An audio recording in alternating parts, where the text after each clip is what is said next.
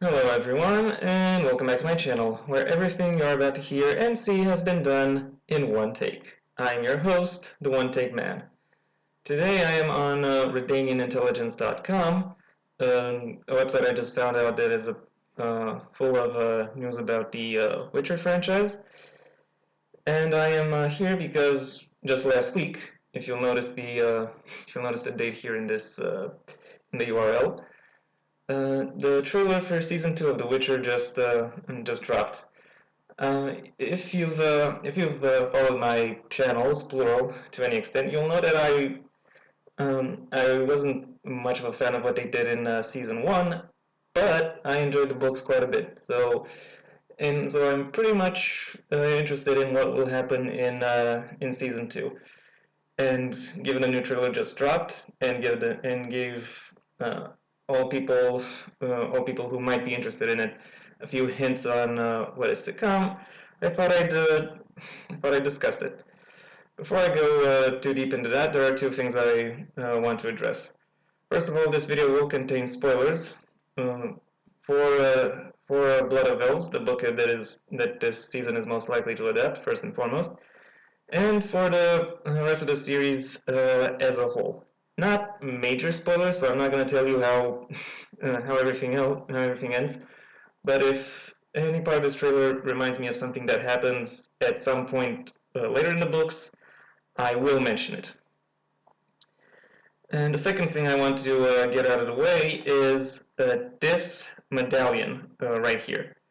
Like, I get what they're trying to do. You have the wolf, obviously representing Geralt. You have this swallow representing Ciri, because yes, swallows do represent her.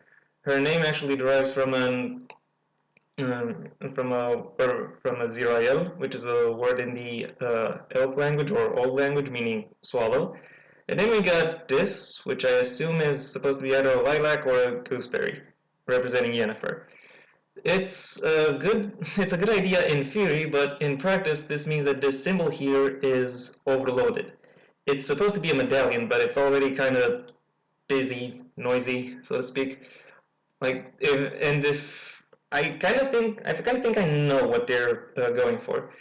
They want to maybe progress the medallion in the same way that the pin from the Hunger Games keeps morphing. The difference there being the motif changed as the story it was built around also changes. I don't necessarily see how this story changes, or I don't think the story changes to a substantial enough degree to where this change is justified. First of all. Second of all, as I said, it's too busy. It might not even look like a medallion by the time season 5 rolls around. That is my main concern. Anyway, on with the actual trailer. The link is over here, and I'll put the link to this article in the description as well, and if you're curious. Regardless, we'll go through some of the screen grabs. I don't know the legal status of me discussing this stuff, but I will. I don't know. I will give give all proper dues wherever I do, or what I think is proper dues. If I'm wrong, then well, I'll be wrong. Happens. There are two important interactions between Ciri and Geralt that are mentioned. The first one ends with this: "So I'm your destiny. You're much more than that, Cirilla." I like that. Geralt and Ciri kind of have a father-daughter relationship going on in the books. I'm sure some people ship them, even though that is totally not their relationship. And honestly, I like that this aspect of the relationship gets a little bit more development. I look forward to seeing it. Look forward to seeing it more realized. Regrettably, it's only one of two interactions we're presented with in the trailer. I'll get to the second one eventually, but suffice it to say, I would have wanted more. Okay, and this is where we have hints of the second, and we see that I think the okay, the quote isn't mentioned, but Cirilla says over here says that she wants to burn the whole world. Now, in the books, Ciri does have some level of magical power, but it is never really. It would not really be enough to burn the whole world, as she puts it. And however, I have to say that this trailer hints that she might be going through PTSD because of what happened to her. That is obviously understandable, and it is also in keeping with the with the books. She also had PTSD there, but not necessarily over the actual battle itself and how that went down, but more due to the her kidnapper. She keeps having dreams about the knight with wings on his helmet, making her a bit more, making her a bit more. Giving her a somewhat broader vision and having her empathize more with larger groups of people like this is an interesting development. I want to see where they take it next. I hope they don't just make her like a standard princess who is like, oh, I'm so nice, I like everyone. Like Ciri was to some extent like that, but she also had rough edges and her own initiative. She had other things that made her interesting, not just any wish fulfillment aspects that her personality or position would allow. And I hope they keep that, or I hope they integrate it well in the in the second season. Moving along, we get a bit of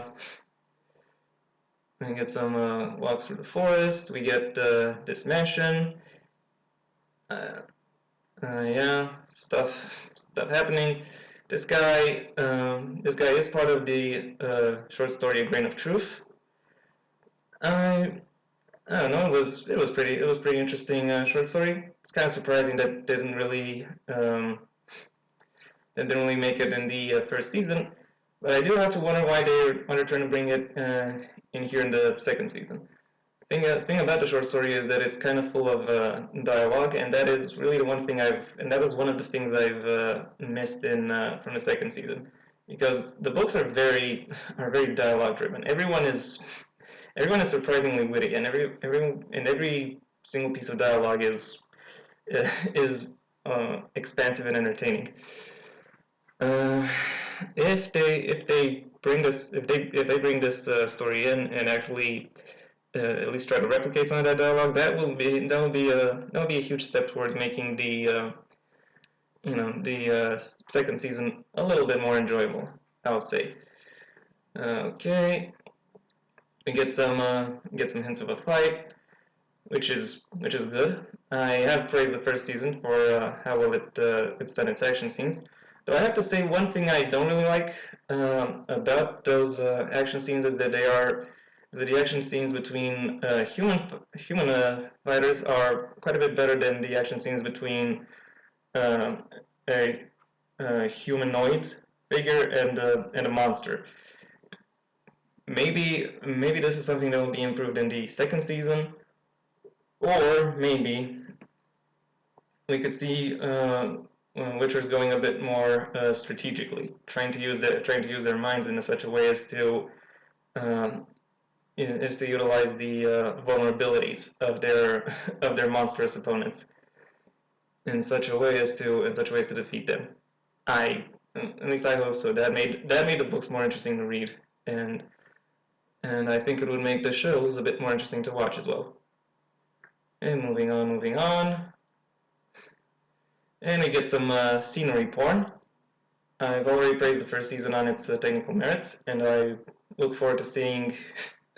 I look forward to seeing more of this gorgeous scenery porn in the second season. And we arrive at. Uh, I'm not exactly sure how to pronounce that, but I'm gonna guess it's Kaer Morhen. And it's. I have to say, I wasn't really paying too much attention to how the castle was supposed to be described. I didn't really imagine it as a castle. I imagined it more as a fortress that was partially built into the mountain. So seeing it kind of have a courtyard is kind of weird to me in that no, in that sense. But whatever, whatever. And moving along, we get to the Witchers. We got here Cohen, and we got Lambert here, and then we got these other guys. Let me just say, the Witchers are surprisingly more more diverse than I expected. I assumed, maybe this is just me being wrong, but I assumed that all Witchers have their hair turn white and their eyes change color after they become Witchers. So either these guys are still in training, or my assumption is quite wrong, or the show fucked up and these guys are supposed to be white-haired. And given Lambert, who also happens to be an experienced Witcher, doesn't have white hair, yeah, you can guess what I'm leaning towards. And then we move on to a bit more scenery porn, especially around here. And it is around this point that I remember that this Netflix series is actually the second important adaptation of the Witcher books, second after the video games by CD Projekt Red. And I realized that maybe the show isn't really trying to bring the books that just the book. Okay, I had a little brain fart over there. Maybe the series isn't really trying to emulate the books that much as it is trying to emulate the visual style of the games, while also attempting to set forth its own distinctive identity in how in making the story a little bit more moody, a little bit more atmospheric.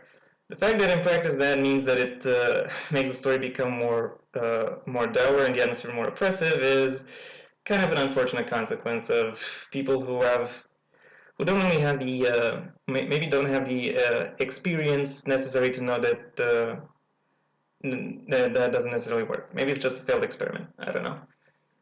And we move along. Some interesting shots of medallions, more scenery porn, and we get some of the infamous obstacle course at Kaer Morhen, as well as an action montage. If you'll remember, again, as I've said before, I like the action scenes of season 1, and if they expand on that, or if they they integrate action scenes more effectively into the storytelling, I establish development with them. For example, have Ciri be almost completely useless when she starts training, and then as she trains, she becomes increasingly better. That is something I would very much love to see. And I hope they use the action scenes in that way. But then again, that is just my hope.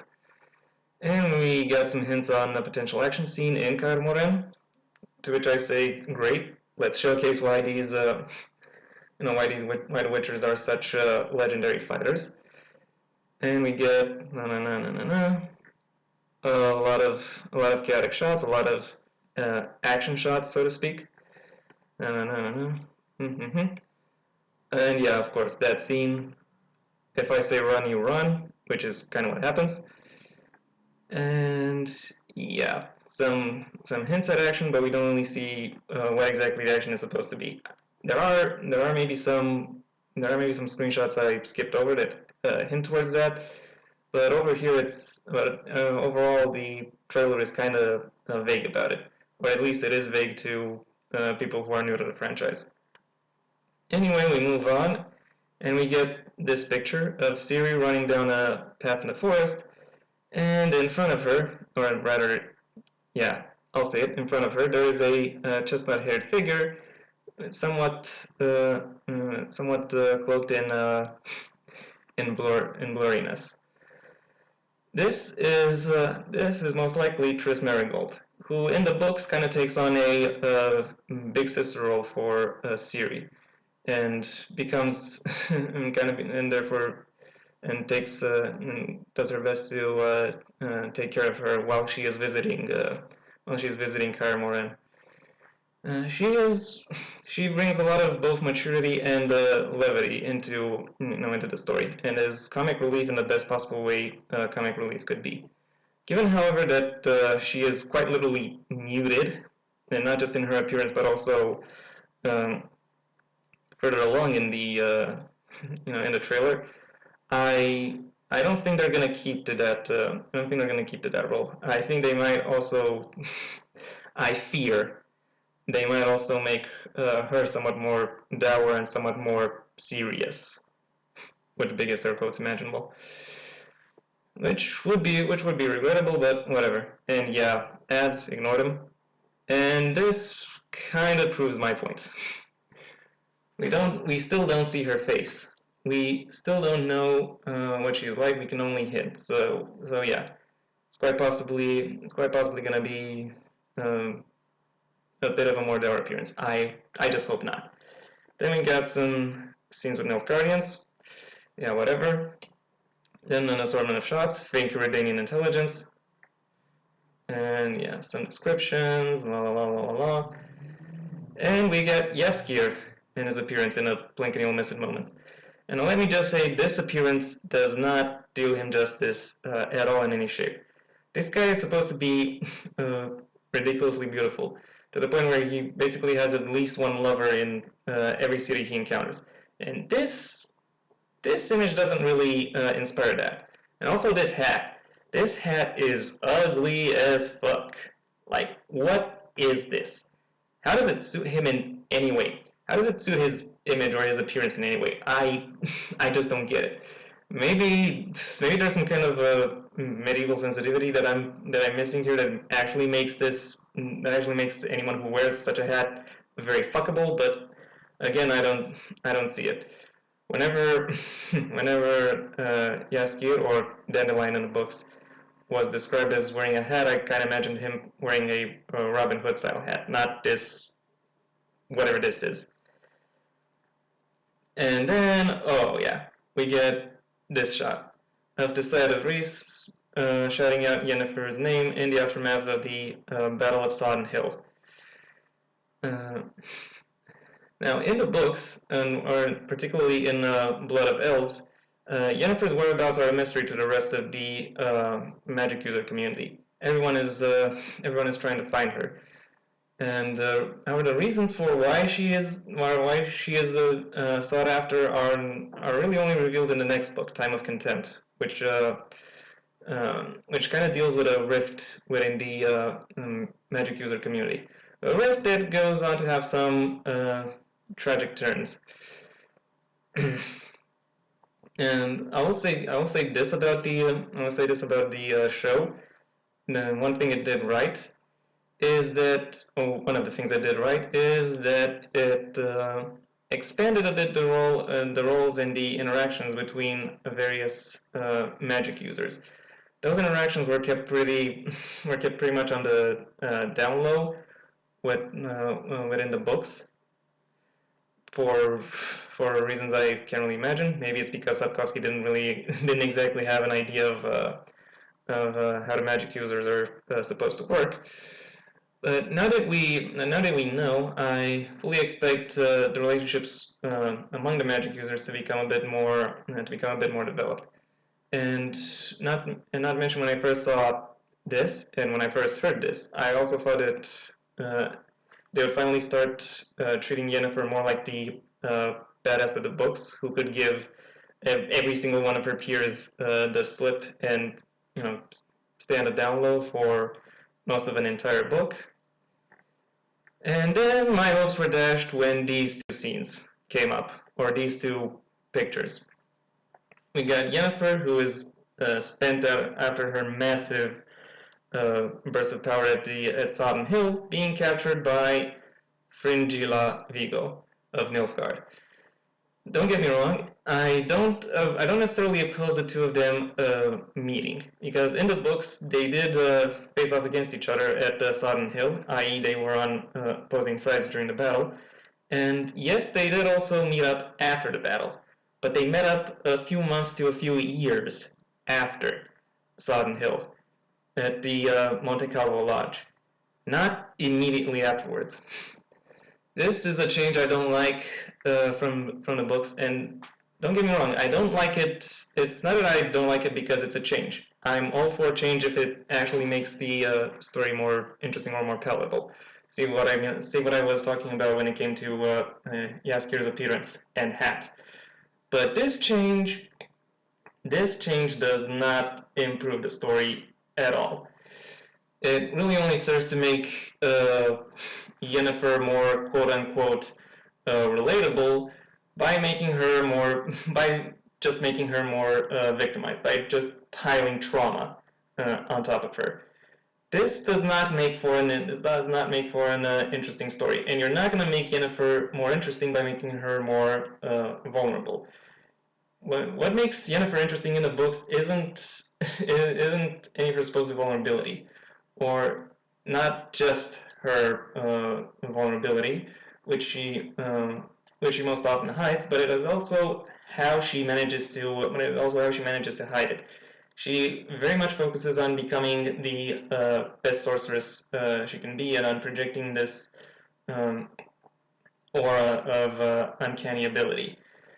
And underneath all that, there is still some level of vulnerability because because she still feels inadequate. Like her place isn't really among them. So she among more among these more uh, interesting, more powerful, maybe even more skilled sorcerers.